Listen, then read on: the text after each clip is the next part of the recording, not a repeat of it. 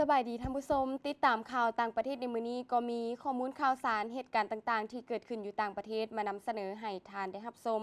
และทำอิดนี้จะพาทานมาติดตามข่าวประธานสภาแห่งชาติกูบาเยี่ยมยามเวียดนามอย่างเป็นทางการในตอนเช้าของวันที่30กันยายน2025ทานเรเตบานลาโซเฮอร์นันเดสประธานสภาแห่งชาติอำนาจการปกครองประชาชนกูบาประธานสภาแห่งรัฐสาธารณรัฐกูบาได้เดินทางมาฮอดฮานอยเริ่มต้นการเยี่ยมยามเวียดนามอย่างเป็นทางการและเป็นประธานร่วมวาระของประชุมครั้งที่2คณะกรรมการร่วมมือระหว่างรัฐสภาเวียดนามกูบาแต่วันที่30กันยายนวันที่5ตุลาตามคำเสื้อเซินของทานเจินแทงเมินประธานสภาแห่งชาติเวียดนามการต้อนรับคณะอยู่สนามบินสากลหน่วยบายมีทานนางเหวียนทิแทงรองประธานสภาแห่งชาติเวียดนามทานดังห่วงยางรองรัฐมนตรีกระทรวงการต่างประเทศเวียดนามทานเอกอัครราชทูตโรเจริโอพอเรนโกฟอนเทสพร้อมด้วยพนักงานพลากรสถานทูตกูบาประจำเวียดนามการเยี่ยมยามเวียดนามของทานเอเตบานลาโซเฮอร์นันเดสได้ดำเนินในปีมิตรภาพเฉลิมฉลองวันสั่งตั้งสายพัวพันธ์ทั้งการทูตเวียดนามกูบาครบรอบ65 ปี1965-2025และนี่แม่นครั้งที่5ที่ทาน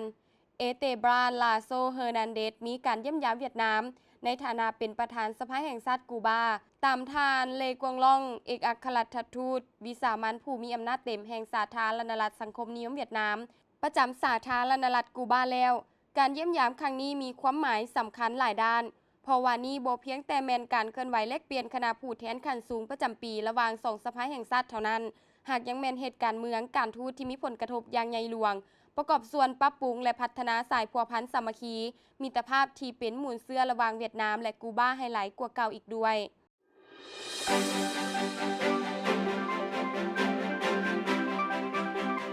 ซึ่งในตอนบ่ายวันที่30กันยายน2025ผ่านมา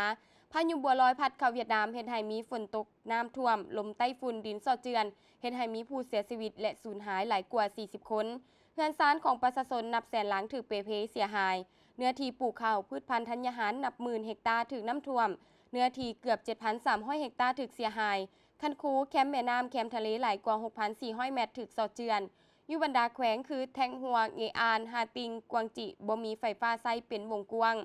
แขนงรถไฟเวียดนามต้องยุติการเคลื่อนไหวของเที่ยวรถไฟจำนวน1ไว้ชั่วคราวเพื่อรับประกันความปลอดภัย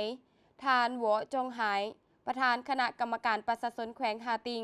เสนอให้ระดมกำลังยกย้ายบรรดาครอบครัวอยู่ในเขตที่มีความเสี่ยงถูกดินสอเจือนอย่างหีบด่วนในขณะเดียวกันด้านอยู่ภาคเหนือผลกระทบภายหลังพายุบัวลอยได้ก่อให้เกิดฝนตกหนักอยู่หลายแขวงนครเซ่นฮานอยฟูทอไทเหวียนเตียนกวางลาวกายเส้นทางหลายสายไปยังบรรดาตาแสงเขตผู้สูงเขตห่างไกลศอกหลีกของหลายท้องถิ่นถูกตัดขาดสภาพดินสอเจือนเกิดขึ้นในระยะฝนตกและหลังฝนตกท่านผู้ชมและนี่ก็แม่นข้อมูลข่าวสารเหตุการณ์ต่างๆที่เกิดขึ้นอยู่ต่างประเทศที่เราได้นำมาเสนอให้ทานได้รับชมและมาฮอดนี้เวลาของทางข่าวต่างประเทศก็ได้หมดลงแล้วบรรดาท่านสามารถติดตามรับชมได้ใหม่ในมื้อหน้าสำหรับมื้อนี้สบายดี